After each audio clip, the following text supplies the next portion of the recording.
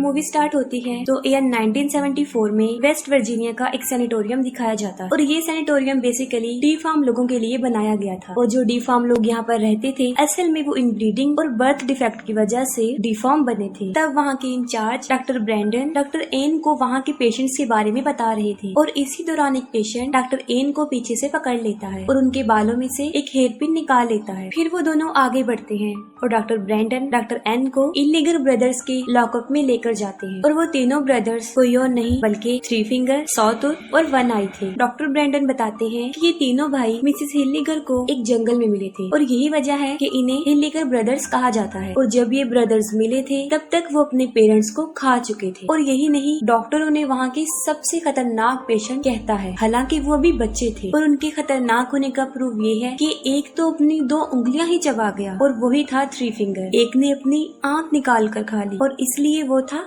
One आई। और तीसरा जो अपने दांतों को दीवारों के साथ रगड़ता रहता था और इसीलिए वो सॉटूथ था। और उसने तो बहुत सारे पेशेंट्स को काट कर बुरी तरह जख्मी भी कर दिया था। ये सब बातें सुनकर डॉक्टर एन पूछते हैं कि ये तीनों इतनी सारी पेन को कैसे बेयर कर लेते हैं। इस पर डॉक्टर ब्रैंडन उन्हें बताते हैं कि इनको तो तकलीफ महसूस ही नहीं होती। इसके बाद वो लोग आगे बढ़ते हैं और जिस पेशेंट ने डॉक्टर एन की पिन निकाली थी वो उस पिन के जरिए लॉक खोलने लग गया था, लेकिन वो ऐसा नहीं करता क्योंकि वो इतना इंटेलिजेंट नहीं था। और वो तीनों भाई उसे देख लेते हैं और उससे वो पिन मांगते हैं जिस पर वो पिन उनकी तरफ फेंकता है और उन ब्रदर्स में सबसे ज्यादा इंटेलिजेंट यानी थ्री फिंगर लॉक को खोल लेता है और वो चुपके से तीनों भाई बाहर आ जाते हैं और सिक्योरिटी गार्ड को मार देते हैं और फिर कंट्रोल रूम में जाकर सारे सेल्स को खोल देते हैं। और इसके बाद से ही वो जगह पूरी तरह मेंटल असाइलम बन जाती है। वो तीनों डॉक्टर एन को पकड़ लेते हैं और उसे इलेक्ट्रिक शॉक्स देते हैं और तब तक ऐसा करते हैं जब तक कि उसका दिमाग पूरी तरह पक ना जाए।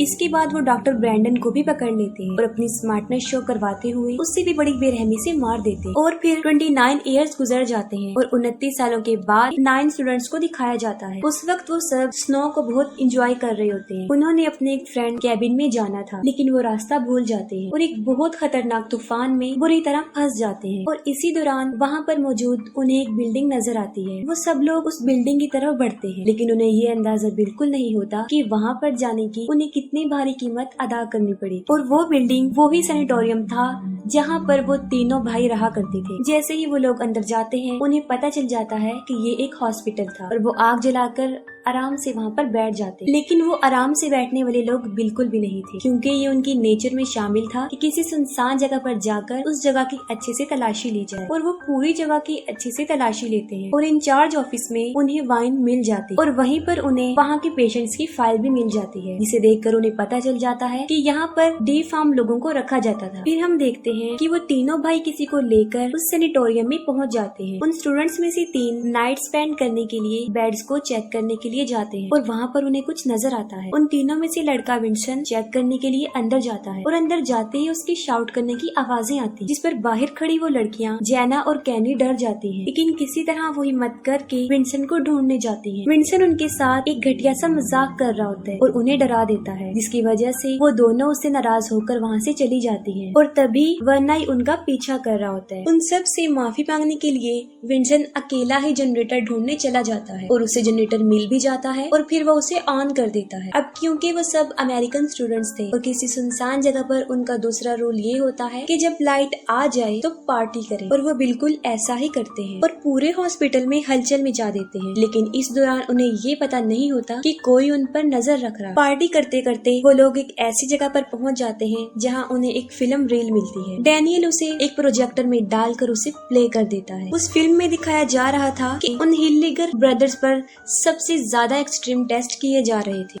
वो फिल्म देखकर लॉरेन कहती है कि उसका भाई उसे इनके बारे में बड़ी खौफनाक कहानियां बताता था। वो बताती है कि वो लोग बड़े खतरनाक थे और लोगों को मारकर खा जाते थे, लेकिन किसी को भी उसकी बातों पर बिलीव नहीं आता और सब सोने चले जाते। रात को सब लोग अपने अपने रूम्स में सो जाते हैं लेकिन विंसन को नींद नहीं आती और वो टहलना शुरू कर देता है। वो देखता है कि सामने कोई खड़ा हुआ था और वो उसका वही फ्रेंड बॉटर था जिसके कैबिन में उन्होंने जाना था। जब वो उसके पास जाता है तो वो देखता है कि वो मर चुका है और उसे कुछ सोचने समझने की मोहलत दिए बगैर सॉटूथ उसके सर में एक आयरन रॉड घुसा कर उसे मार देता है। जब सुबह हो जाती है तब भी तूफान रुका नहीं था और वो अभी तक वहीं पर होते हैं। वहाँ पर विंसन मिसिंग होने होने की वजह से जैना सबसे उसके बारे में पूछती है, लेकिन किसी ने भी उसको नहीं देखा था और इसके साथ साथ उन लोगों का सारा सामान भी गायब था। इस पर वो सोचते हैं कि शायद इस बार भी विंसन उनके साथ कोई मजाक कर रहा है और सब लोग उसे ढूंढना शुरू कर देते हैं। उनमें 4 स्टूडेंट्स बेसमेंट में जाते हैं और वहाँ पर उन्हें अजीबोगरीब किस्म का केज मिलता है जिसमें बहुत सारे औजार रखे होते हैं। और जब वो आगे बढ़ते हैं तो उन्हें सारे सेल्स मिल जाते हैं जिनमें पेशेंट को रखा जाता था। और जब वो आगे बढ़ती हैं तो वो देखती हैं कि वहाँ पर बहुत सारा खून लगा हुआ है जिससे वो और ज्यादा परेशान हो जाते हैं। बेसमेंट में वो सब मुख्तलिफ डायरेक्शन में चले जाते हैं और तब जैना किचन में चली जाती है जहाँ पर वो देखती है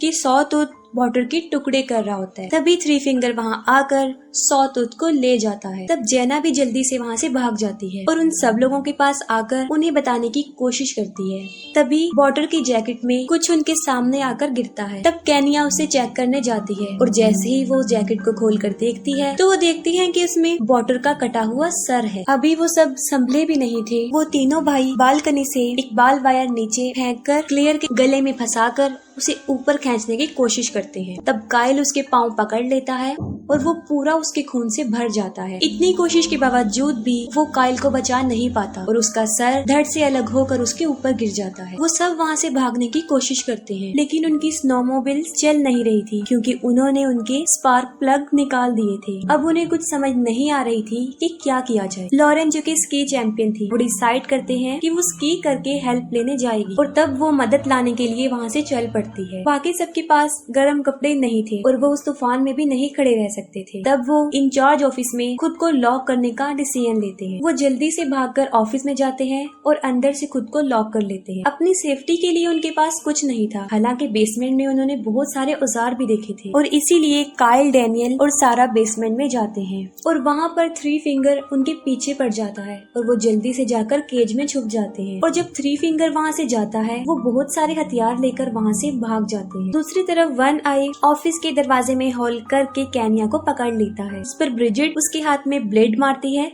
और वो केनिया को छोड़ देता है और वो सब बेसमेंट में से भाग रहे होते हैं और सबसे पीछे डैनियल होता है। तभी सॉटूथ डैनियल को पकड़ लेता है और उसे किचन में ले जाकर बांध देता है। काइल और सारा जब ऑफिस में पहुंचती हैं तब वो देखती हैं कि उनके पीछे डैनियल नहीं था, जबकि वो तीनों ब्रदर्स डैनियल को जिंदा ही काट रहे होते हैं जिसकी चीखें वो सब सुन सकते थे। और लास्ट में बहुत सारी बहस के बाद वो उसे बचाने जाते हैं।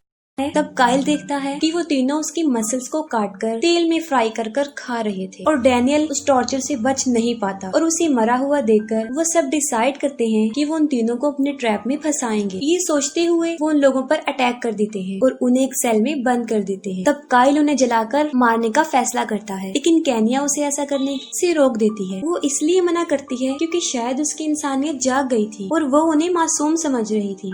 वो काइल को उन पर पहरा देने के लिए वहाँ पर रुकने को बोलते हैं और खुद जाकर सो जाते हैं। और यहाँ बदकिस्मती से वो उसी सेल में लॉक थे जहाँ पर वो 29 साल तक लॉक रहे। और सबसे बड़ी बात ये कि जिस पिन से उन्होंने वो लॉक खोला था अभी भी वो पिन वहीं पर ही पड़ी। और जब काइल सो जाता है तब 3 फिंगर अपनी स्मार्टनेस दिखाता है और लॉक को खोल लेता है और बाहर आते ही सॉटूथ काइल को पकड़ लेता है। और जब केनिया काइल को चेक करने आती है तब खुद ब खुद जनरेटर बंद हो जाता है और हर तरफ अंधेरा हो जाता है। और वहाँ पर वो देखती है कि ना तो वहाँ पर काइल है और ना वो तीनों सेल में है। वो वापिस आकर सबको बताती है और तभी वहाँ पर कोई दरवाजे पर आ जाता है जिसका फेस कवर होता है और वो सब समझते हैं कि शायद ये 3 फिंगर है जिसको वो बड़ी बेरहमी से मारते हैं और वो जान से मर जाता है। फिर वो उसका फेस देखने के बारे में सोचते हैं। तब वो देखते हैं कि वो 3 फिंगर नहीं था बल्कि वो काइल था जिसकी जुबान कटी हुई थी। उसे देखकर वो सब वहाँ से भागने की कोशिश करते हैं लेकिन वो तीनों भाई बुरी तरह उनके पीछे पड़ जाते हैं। भागते भागते वो सब उनके रूम्स तक पहुँच जाते हैं जहाँ पर उन लोगों का सामान भी रखा हुआ था। वो सब अपनी जैकेट्स पहनकर खिड़की से बाहर आने का डिसीजन लेते हैं लेकिन वो एक सैनिटोरियम था जिसकी सारी विंडोज सील्ड थी और वहीं पर उन्हें एक टूटी हुई खिड़की मिलती है लेकिन उस खिड़की के पीछे बहुत सारी बर्फ जमी हुई थी। सारा उस बर्फ को हटाने लगती है और इतनी ही देर में वो तीनों भाई भी वहाँ पहुँच जाते हैं। वो 3 फिंगर दरवाजा तोड़ने की बहुत कोशिश करता है। 3 फिंगर के बाद सॉटूथ उस दरवाजे को तोड़ने की कोशिश करता है और इतनी ही देर में सारा बर्फ से एक रास्ता बनाने में कामयाब हो जाती है और वो वहाँ से बाहर निकल जाते हैं। लेकिन जैना बाहर निकल नहीं पाती और वो वहीं फंस जाती है और तब सॉटूथ एक ड्रिल लेकर उसे मार देता है। बाकी तीनों जान बचाकर वहाँ से भागते हैं लेकिन वो तीनों भाई भी उन्हीं की स्नोमोबाइल पर उनका पीछा करते हैं। सॉटूथ ब्रिजिट को पकड़ लेता है जिस पर वो चाकू से उस पर हमला करती है और वो उसे छोड़ देता है। दूसरी तरफ हमें लॉरेन दिखाई जाती है जो बर्फ जमने की वजह से मर चुकी होती है। और यहाँ पर सबसे अफसोसनाक बात ये है कि मेन रोड उसके सामने ही था, जो तूफान की वजह से उसे नजर नहीं आया और वो हिम्मत हार कर वहीं बैठी रही और मर गई। अब सिर्फ केनिया और सारा ही बचते हैं और केनिया अपनी जान बचाकर भाग रही होती है और वन आई उसके पीछे पड़ा होता है। अभी वो केनिया को पकड़ने ही वाला होता है कि सारा उसे मारकर नीचे गिरा देती है और वो अपनी स्नोमोबिल्स लेकर वहाँ से चली जाती है। वो दोनों बहुत खुश होती है क्योंकि ये सब उन्होंने अपने प्लान के अकॉर्डिंग किया होता है। वो इतनी खुश होती है कि वहाँ पर लगी हुई वायर्स उन्हें नजर नहीं आती और उन दोनों का सर धड़ से अलग हो जाता है। तभी थ्री फिंगर वहाँ आता है और उनके सर उठाकर ले जाता है और उनकी बॉडी वहीं पर ही पड़ी रहती है और इसके साथ ही ये मूवी एंड हो जाती है।